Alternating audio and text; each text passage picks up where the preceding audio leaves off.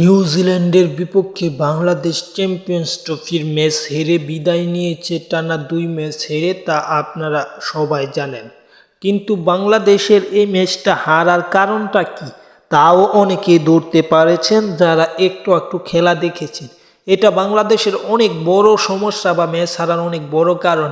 বাংলাদেশ যে ছোট্ট কারণে হেরে গেছে এমন কথা নয়, অনেক বড় কারণ, যেখানে বাংলাদেশের ব্যাটাররা স্বাভাবিকভাবেই ব্যর্থ হয়েছে প্রত্যেক ম্যাচের মতো, এবং অভিজ্ঞ ক্রিকেটাররাও ব্যর্থ হয়েছে। সব কিছু মিলিয়ে বাংলাদেশ একটি বাজেভাবে ম্যাচ হেরে বিদায় নিয়েছে, যে ম্যাচটা বাংলাদেশের জেতার সামর্থ্য ছিল। পেসাররা জেতার জন্য যা করার তাই করতে চেয়েছিল এবং তারাও প্রায় কিছুটা সফল হয়েছিল, কিন্তু বাংলাদেশ পেরে ওঠেনি। আমরা যদি বাংলাদেশের উইকেটগুলো দেখে আসি, ফলো টু উইকেটস, তাহলে আমরা জানতে পারবো মূলত বাংলাদেশ কোন জায়গায় পিছিয়ে পড়েছে। বাংলাদেশের ওপেনাররা প্রতিনিয়ত ব্যর্থ হয়, সেই ক্ষেত্রে এবার ওপেনাররা 45 রানে একটি পার্টনারশিপ করে, যেখানে সেট হয়ে তানজিদ হাসান তিনি ফিরে যান। যদি তিনি আর 20টা রান করতে পারতেন, এই পার্টনারশিপটা 70 রানের কাছে যেত, তাহলে বাংলাদেশ আরও একটু অ্যাডভান্টেজ পেত, কিন্তু তা বাংলাদেশ পায়নি। এমন অবস্থায় যখন 45 রানে 1 উইকেট চলে যায়, এটা স্বাভাবিক যেতেই পারে, কিন্তু পরবর্তীতে মেহেদী হাসান মিরাজ তিনি একটি বাজে খেলা খেলেছেন। প্রত্যেক ম্যাচের মতোই তিনি বড় আসরে এবারেও ব্যর্থ হয়েছে। তিনি 64 রানে দ্বিতীয় উইকেটটা বিলিয়ে দিয়ে বাংলাদেশকে চাপে ফেলেছে। 45 রানের পর আর 19 রান যোগ করতেই দ্বিতীয় উইকেট যেহেতু বাংলাদেশ হারিয়ে ফেলেছে, তখন বাংলাদেশ সে একটা চাপে পড়ে গিয়েছে। এবং শেষ দিকে যদি আমরা দেখি, তৌহিদ হৃদয় আজকে একটু বাজে খেলেছে। 93 রানে মানে 97 রানের মাথায় তিনি আউট হয়, যা বাংলাদেশের জন্য অত্যন্ত কঠিন একটা পরিস্থিতি।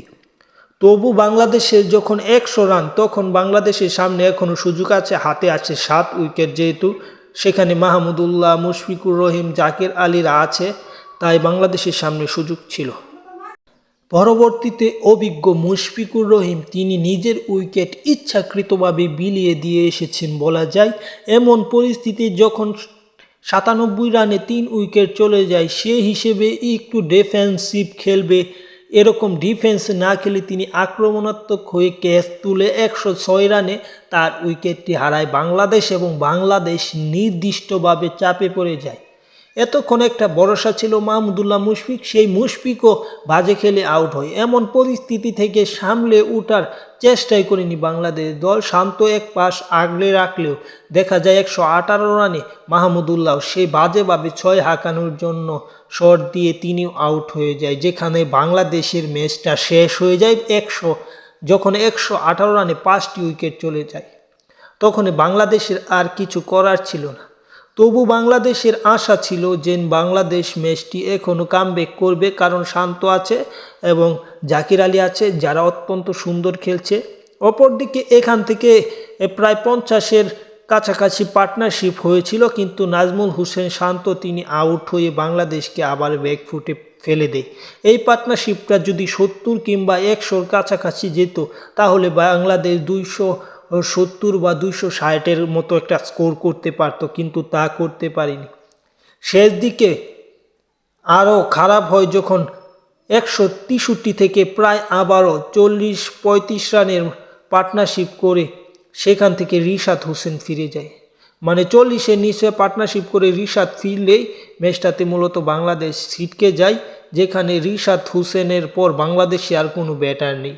শেষ দিকে দুর্ভাগ্যজনকভাবে জাকের আলী রান আউট হলে 231 রানে তখনই বাংলাদেশের জয়টা, বাংলাদেশের ম্যাচটা শেষ হয়ে যায় বলা যায়। এবং আর কি বলবো, শেষ দিকে তাসকিন আহমেদ 236 রানে আউট হয় শেষ বলে বলতে গেলে, এবং বাংলাদেশ 237 রানের টার্গেট দেয় নিউজিল্যান্ডকে, যা প্রথমে পেসাররা তাসকিন আহমেদ প্রথম ওভারে 0 রানে একটি উইকেট নেয়। পরবর্তীতে নাহিদ রানা উইলিয়ামসনকে ফিরালে বাংলাদেশের সামনে সুযোগ হলেও রাচিন রবীন্দ্রর কল্যাণে বাংলাদেশ ম্যাচটি হেরে যায়।